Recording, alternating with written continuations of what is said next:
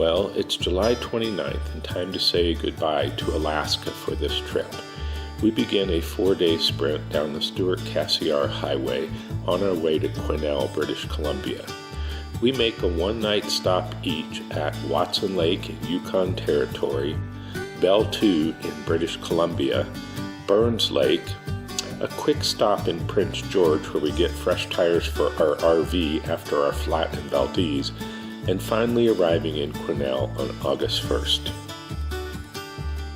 As you can see from this video, there's a lot of smoke along the route. This is caused by the wildfires that have ravaged Alberta and British Columbia since April.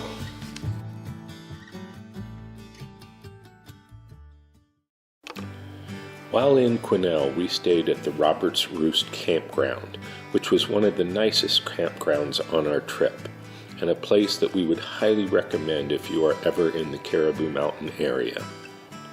The campground is situated on the shore of a big lake for boating, fishing, and swimming. We had a prime spot with a view of the lake from our camper windows.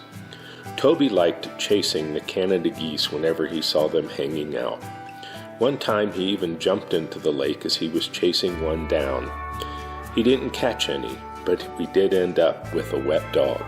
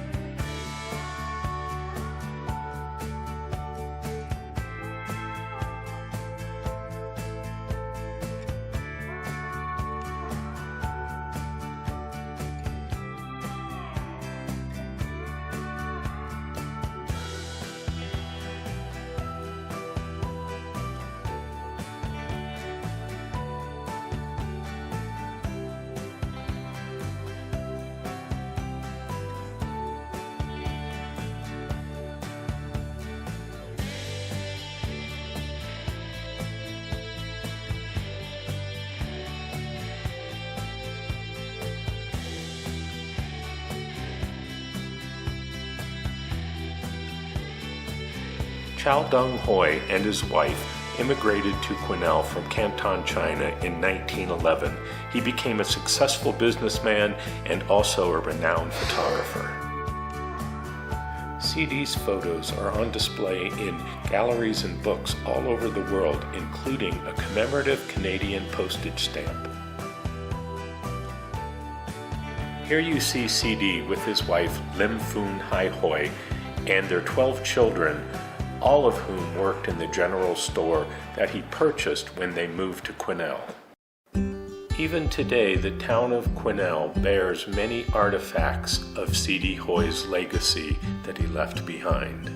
I want to thank a good friend of ours, Mark Hoy, the grandson of C.D. Hoy, for helping us understand his grandfather's legacy and where we could find references to C.D. around the town of Quesnel.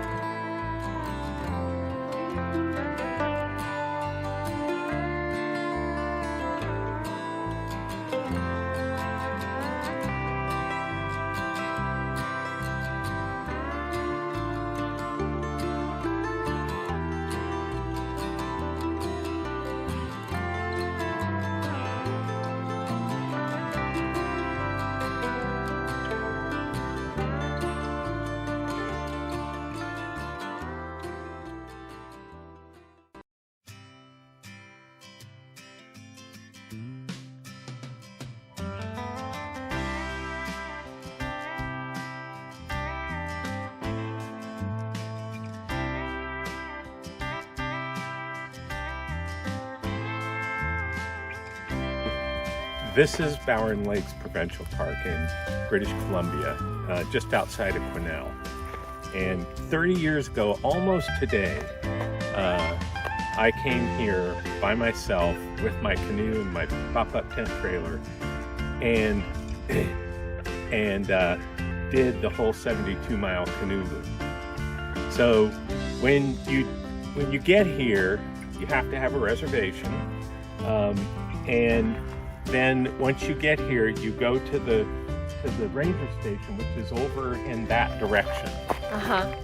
And the night before you're going to leave, and they train you on what to do if you encounter grizzly bears, you know, if you're fishing, how to clean your fish and so that you don't attract bears and things like that. So it's very bear aware, and you make sure you have trash bags to take on your canoe and things like that. Then the morning that you start, you paddle over to this end of the lake, and there's a trailhead where you have to pick your canoe up and all your crap and portage it over to the next lake. I think it's Sandy Lake, but I don't really remember. And then from there you go to Lake Isaac, and Lake Isaac takes you down that way. At the end, you're going to come out over here at the very end of Bowron Lakes. So you're coming through a marshy area, and you're never really sure where the waterway goes, but you figure it out and you paddle into Bowron Lakes, and it's, you know, after being out in the wilderness for a week, it's a beautiful sight.